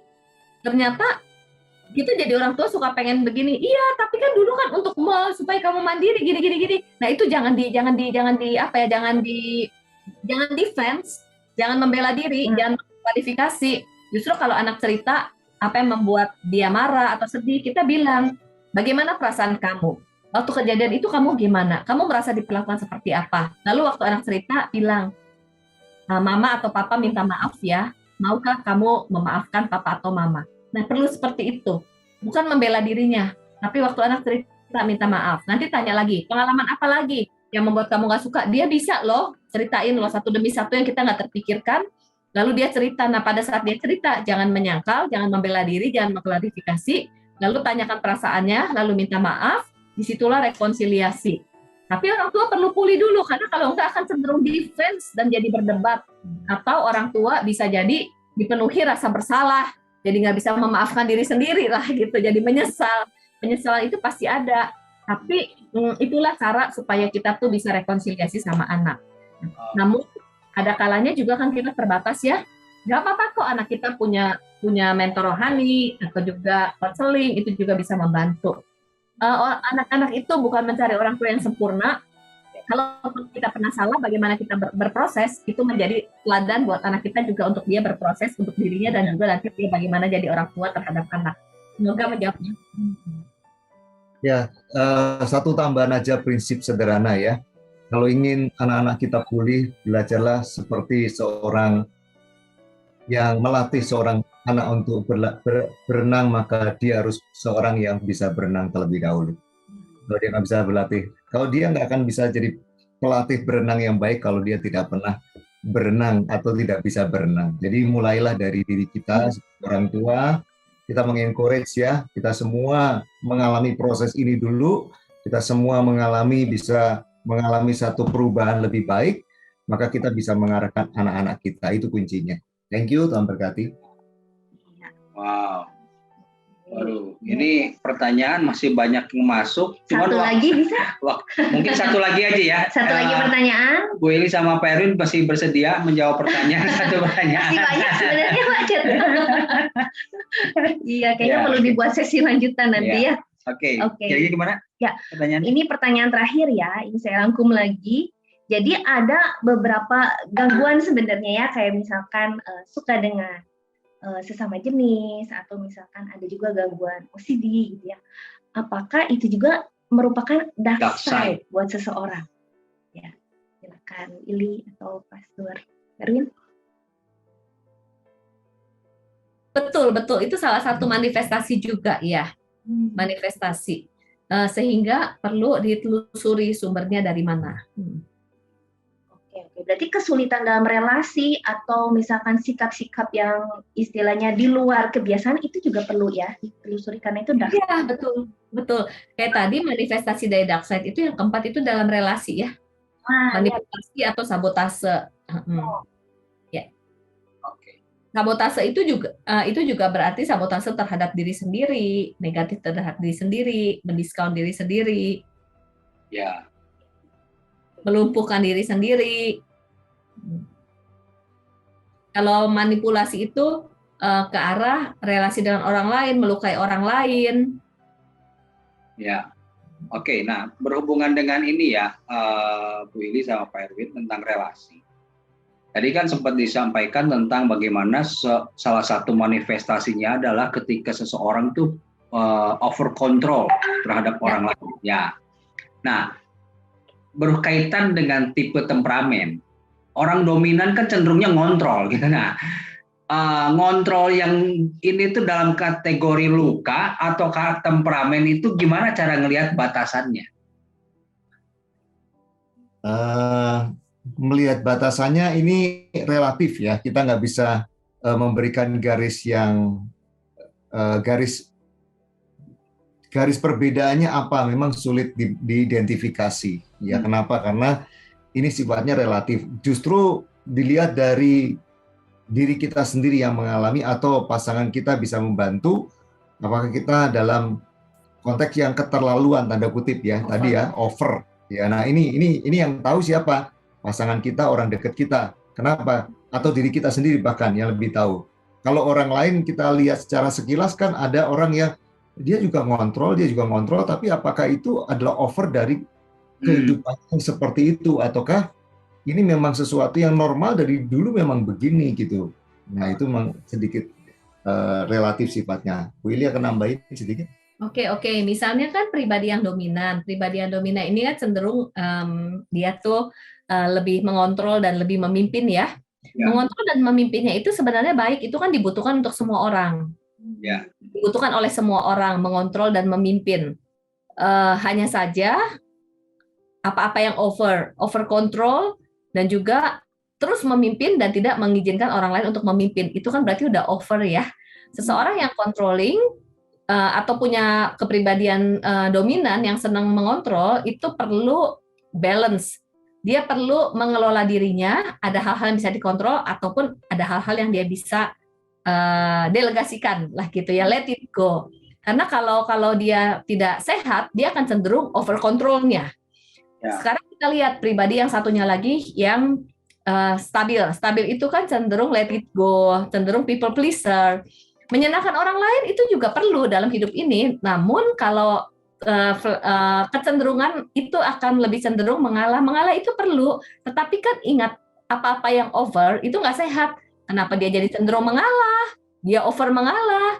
Jangan-jangan dia takut ditolak. Kalau si dominan, karena dia takut ditolak, dia akan kontrol supaya dia menunjukkan dia itu hebat, supaya dia diakui. Kalau si flekmatis, dia akan people pleaser, mengalah, menyenangkan orang, semua serba iya. Tapi tujuannya sama, adalah tujuannya untuk supaya diakui dan diterima. Dua-duanya perlu berproses, karena kalau ada yang nggak sehat, jadi over, baik dua-duanya, tapi tipe kepribadian menunjukkan kecenderungan yang berbeda. Yang satu cenderung controlling, yang satu cenderung people pleaser, jadi angel game lah, menyenangkan orang lain lah. Tapi kan sebenarnya dasarnya juga nggak pulih tuh. Iya, sama ya. Teman dan butuh diakui. Dasarnya takut ditolak, takut ditinggalkan, dasarnya sama-sama fear. Padahal dua-dua aspek ini dibutuhkan seimbang dalam diri kita. Namun ada yang punya natur berdasarkan kepribadian. Kalau sehat bisa seimbang, kalau nggak sehat over di sisi-sisi yang bertolak belakang, tapi jadi over dua-duanya. Semoga menjawab ya. Oke, wah menarik ya, itu sangat menjawab Bu. Ya. Ini ada satu lagi Bu, apa-apa? Terakhir, ini benar-benar terakhir. Benar-benar terakhir ya. Jadi setelah ini mohon maaf yang lain pertanyaan-pertanyaan masuk, nanti kita tunggu sesi berikutnya saja. Dan mungkin setelah menjawab pertanyaan ini bisa langsung closing statement ya dari Pastor Erwin dan Pastor Ilian. Ya. Pertanyaannya begini, gimana kalau susah mengampuni atau dapat respon yang nggak baik saat terbuka? Iya, jadi ceritanya mungkin suami istri ya, mereka udah saling terbuka untuk dark side masing-masing gitu ya. Ternyata ketika pasangan terbuka susah mengampuni gitu ya. Bahkan mungkin responnya nggak bagus tuh pasangan gitu ya ketika kita terputus.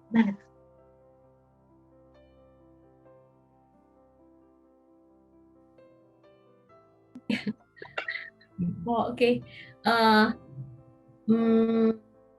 Jadi ya rekonsiliasi itu beda dengan mengampuni. Kalau mengampuni itu adalah proses hati kita dengan Tuhan. Jadi misalnya kita terluka, kita mengampuni. Biasanya yang sulit mengampuni, kita sulit mengampuni kan karena dianya nggak berubah, dianya nggak sadar, dianya berulang-ulang. Kenapa kita perlu mengampuni? Karena kalau enggak, ini kan ada sampah-sampah negatif yang akan berdampak seterusnya. Lalu yang berikutnya, mengampuni itu memang nggak bisa sekali jalan. Bilang udah mengampuni terus itu beres. Mengampuni itu perlu proses. Prosesnya itu bisa beberapa hari, bahkan bisa beberapa minggu, bahkan ada yang butuh pengampunan berbulan-bulan. Itu adalah proses. Jadi itu ada pembelajaran sendiri. Pengampunan itu proses, ada tahapannya. Jadi yang dibilang susah mengampuni ya memang susah, apalagi kalau misalnya kita disakitinya tuh terlalu dalam, itu memang sulit, namun perlu diproses. Bukan perlu ya, bahkan harus ya. Oke. Kemudian sebenarnya mengampuni bukan berarti membenarkan orang lain, tapi mengampuni itu mencegah perilaku orang lain itu merusak diri kita untuk berkelanjutan. Ini pengampunan. Kemudian beda dengan rekonsiliasi. Rekonsiliasi itu adalah masing-masing saling mengampuni, masing-masing saling berubah. Bisa jadi kita sudah mengampuni, tapi belum bisa terjadi rekonsiliasi, baik dengan pasangan ataupun orang lain. Karena rekonsiliasi itu membutuhkan kita siap, dia siap. Waktu kita saling ngobrol, dia siap, dia juga terima feedback-nya dengan baik, dan sama-sama berubah, dan sama-sama saling memaafkan. Bisa, tapi belum tentu ya. Kalau kita misalnya mengampuni, urusan kita dengan Tuhan dan hati kita. Kita berespon dengan tepat. Dia berubah atau enggak, dia bisa memberikan feedback yang baik atau enggak, itu di luar kontrol kita. Dan sekali lagi mungkin satu hal ya, kan yang menginsafkan itu kan tugas Roh Kudus ya, bukan tugas kita menginsafkan. Kadang-kala kita itu berusaha mengambil alih tugas Roh Kudus untuk menginsafkan orang lain dan pasangan kita. Jadi kita melakukan bagian kita, memberitahu dengan asertif oke, tapi masalah pasangan kita berubah atau enggak, itu bukan karya kita, itu karya Roh Kudus. Kita perlu pahami ini. Karena kalau kita mengambil alih lalu pasangan kita nggak berubah, kita udah jungkir balik, kita bisa stres. Tugas kita adalah menyesuaikan, sama-sama berproses, sama-sama bertumbuh gitu loh, mengasihi, berusaha belajar menerima. Nah ini mungkin yang saya bisa sharingkan. Oke, luar biasa ya. Mungkin bisa ini ya, Bu Ili atau Pastor Erwin juga bisa menyampaikan closing statement-nya ya untuk sesi kita malam hari ini. Oke, ini sekaligus doa atau tidak Pak? Doa kami tutup, doa tutup ya sekaligus ya. Oke, mari Bapak Ibu kita bersyukur ya untuk malam hari ini. Kenapa? Karena dark side itu memang sesuatu yang setiap orang juga bergumul, kami pun berdua juga bergumul dengan dark side dalam diri kami.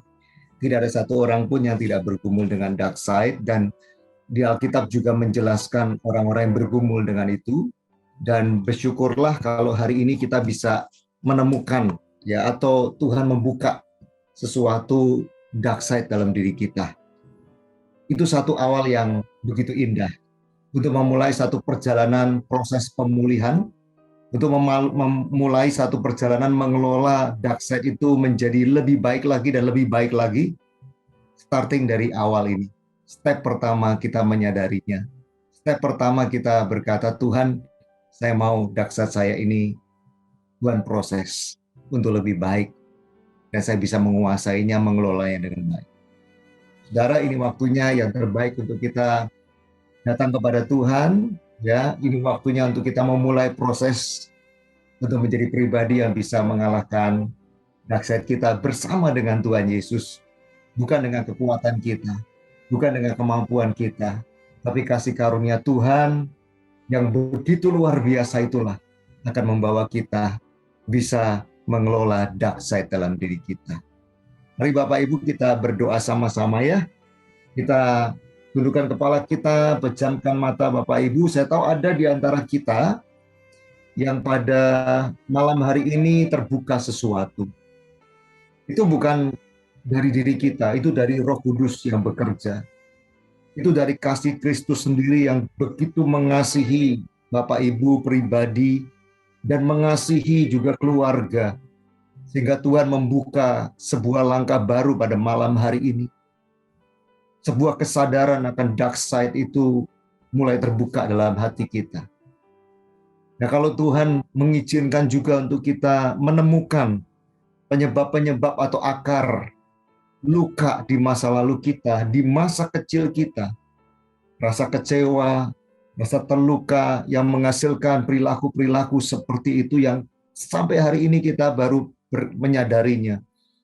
Izinkan untuk kita bawa itu semua kepada Tuhan Yesus. Bawa hati kita kepada Tuhan Yesus malam hari ini. Dari kerendahan hati kita berkata, Tuhan, kami butuh kesembuhan. Kami butuh pemulihan, Tuhan. Dan hanya Engkaulah Tuhan Yesus yang sudah mati dan bangkit buat kami. Engkaulah yang sudah menyediakan pemulihan dan kesembuhan. Engkau bahkan akan menyertai proses pemulihan kami dari dahsyat kami masing-masing. Tuhan, mari kami izinkan kuasa-Mu bekerja di tengah-tengah kami, Tuhan. Kami tahu, Tuhan, semua karena kasih anugerah Tuhan. Semua karena Tuhan Yesus yang begitu mengasihi kami, suami kami, istri kami, dan anak-anak kami. Terima kasih, kerjakan Tuhan pekerjaan-Mu, kerjakan terus Roh Kudus kuasa-Mu di tengah-tengah kami, di tengah-tengah keluarga, bahkan kalau di antara kami ada yang Tuhan jamah pada malam hari ini. Silakan Roh Kudus Kau bekerja, jamah kami. Ya, teruskan proses ini Tuhan. Tidak pada malam hari ini saja, tapi untuk seterusnya, hari-hari ke depan, minggu-minggu ke depan, sampai waktu-waktu ke depan, Tuhan makin memulihkan setiap kami. Terima kasih untuk malam yang indah ini. Terima kasih untuk kuasa-Mu Tuhan. Kami terima segala berkat-Mu, kami terima segala anugerah-Mu yang terbaik. Dan kami siap mengalami proses pemulihan bersama dengan Tuhan Yesus. Terpujilah nama-Mu Tuhan. Dalam nama Tuhan Yesus Kristus, kami serahkan doa ini bersama-sama dengan ucapan syukur. Dalam nama Yesus kami berdoa. Haleluya. Amin. Wow, thank you Bu Ili, Terima kasih, Pak Erwin ya. Pak Erwin, Willy. Oke, mungkin teman-teman di sini saat ini hadir, kita berikan review dong. Ya, Berikan reaction terima hati. kasih Pastor Erwin, Ibu Ili. Sangat diberkati sekali ya buat sharingnya malam hari ini. Semoga ini bisa membawa kita terus bertumbuh menjadi semakin serupa dengan Kristus. Ya. Sampai bertemu lagi mungkin nanti di sesi ya selanjutnya gitu ya. Kalau ada pertanyaan yang belum terjawab nanti mungkin bisa menghubungi panitia. Boleh dilanjutkan mungkin untuk ke WA-nya Willy atau Pak Erwin atau bagaimana ya Pak? Kalau mungkin masih ada yang pengen berlanjut. Apa bisa WA ya nanti ya dari panitia? Nanti boleh ya untuk disampaikan kami akan coba menjawab secara tertulis juga ya. Kalau seandainya ada pertanyaan, ya kami akan coba semaksimal mungkin ya. Terima kasih ya untuk kesempatannya juga yang kami ingin sampaikan juga. Terima kasih untuk tim ya yang panitia yang ada di tempat ini, pelayanan tempat ini, kiranya Tuhan memberkati juga untuk semua partisipan yang sudah hadir. Terima kasih. Kami juga dikuatkan dengan kebersamaan kita. Ya, kami juga diberkati. Tuhan memberkati. Thank you ya. God bless, Pak. Ya. Ibu Ili, Tuhan berkati. Sampai bertemu lagi.